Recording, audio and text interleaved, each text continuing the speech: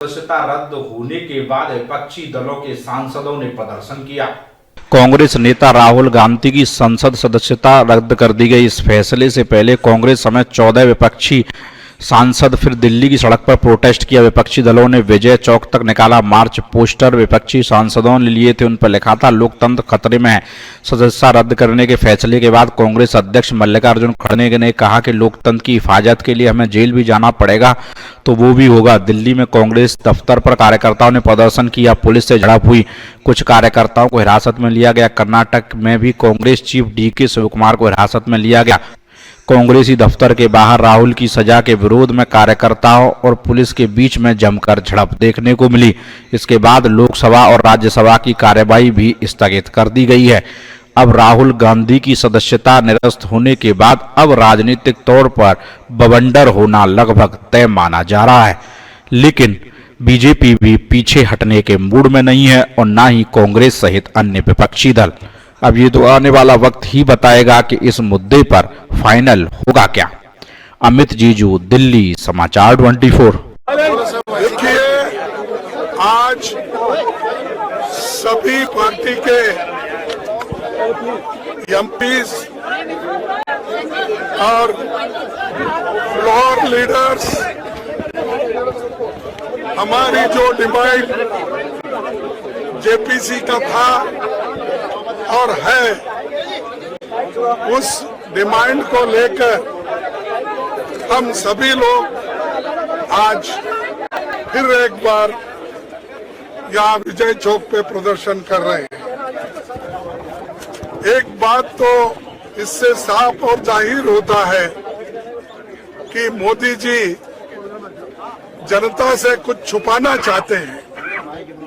हालांकि नीरव मोदी, चौकसी, ललित मोदी, मल्ल्या ऐसे लोग करोड़ों, हजारों करोड़ रुपए सरकार से लूट के बाहर चले गए, लेकिन उनके बारे में मोदी जी मुंह नहीं खोल रहे हैं और हमेशा दूसरों को टीका करने में वो बहुत अच्छा समझते हैं। आज मैंने बीजेपी का एक कमेंट सुना कि कांग्रेस और अपोजिशन के लोग बैकवर्ड क्लास के खिलाफ बात कर रहे हैं।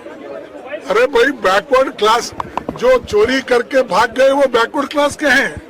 बताओ मेरे को कोई बैकवर्ड क्लास का आदमी हजारों करोड़ लेके चले गया, घपला किया और 12 लाख 2.5 साल में अगर किसी ने कमाया है तो अदानी ने कमाया है। वो कमाने के लिए अगर कोई मदद किया है तो मोदी जी ने किया है। हम अदानी की बात कर रहे हैं तो ये बीच में झगड़ा लगाने के लिए बैकवर्ड क्लास, फॉरवर्ड क्लास बोल रहे। अरे पैसे जो हड़प कर रहे हैं उसके लिए हम तो जेपीसी चाहते हैं। यहाँ पर बैकवर्ड फॉरवर्ड का सवाल कहाँ आ गया? ये एक तरफ, और दूसरी तरफ जो हमारा एक ही मुद्दा है, जो जनता का पैसा, LIC का, आपका भी पैसा लगा हुआ है, सामान्य जनता का पैसा उसमें लगा हुआ है, और बैंक में जो डिपॉजिट रखते हैं वो भी सामान्य जनता का होता है। ये सब पैसा निकालकर लोन देकर उनकी जो कितनी उनकी असेट है उसका कोई ब्यौरा उन्होंने नहीं लिया। जैसा पूछते गए वैसा अदानी उनको मिले, ये सारी चीजें उन्होंने पूछी।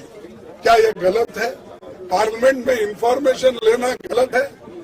और इसलिए वो आज राहुल जी को भी बोलने नहीं दे रहे और उनके लिए उनको एक्सप्लेन करने के लिए भी वो नहीं दे रहे। इसका मतलब क्या है कि हम लूटते रहेंगे, तुम मुंह बंद करके रहो, ये उनकी चाल है। और अब आज भी कोशिश किए राहुल गांधी जी बोलने के लिए, उन्होंने चिट्ठी लिखी थी और 3 दिन पहले भी उन्होंने चिट्ठी लिखी थी कि मुझे बोलने के लिए आप परमिशन दीजिए। मेरे खिलाफ 4 मिनिस्टर्स पार्लियामेंट में बोले हैं, मुझे भी वही हक दो जो जिस आपने जिस मेंबर्स को या जिस मिनिस्टर को आपने हक दिया है, तो फिर भी उन्होंने माना नहीं। इससे ये जाहिर होता है कि डेमोक्रेसी को खत्म करने का, फ्रीडम ऑफ एक्सप्रेशन को खत्म करने का, फ्रीडम ऑफ स्पीच को खत्म करने का, और आगे एक दिन ऐसा आएगा अगर यही चाल से वो चले और चल रहे हैं जिस राह से, तो इस देश में ऑटोक्रेसी आएगी, डिक्टेटरशिप आएगी और सबके बंद हो जाएंगे। हम बोलने वालों का भी बंद हो जाएगा मुंह।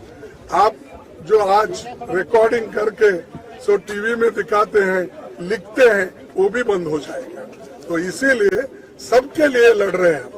जमहूरियत को टिकाने के लिए, संविधान को बचाने के लिए, freedom of speech and expression को बचाने के लिए हम कोशिश कर रहे हैं, और जो सच बोलते हैं उनको जेल में डालने की कोशिश वो करते हैं। सिर्फ एक ही पार्टी का नहीं, कांग्रेस का मैं बोल रहा हूँ, सभी पार्टी के लोग आज जितने भी अपोजिशन पार्टीज है जो सच बोल रहे हैं, ठीक ढंग से है, उनको भी सताने का काम कर रहे हैं। तो एक पार्टी सभी पार्टियों को वो अपना डंडा चला रहे हैं।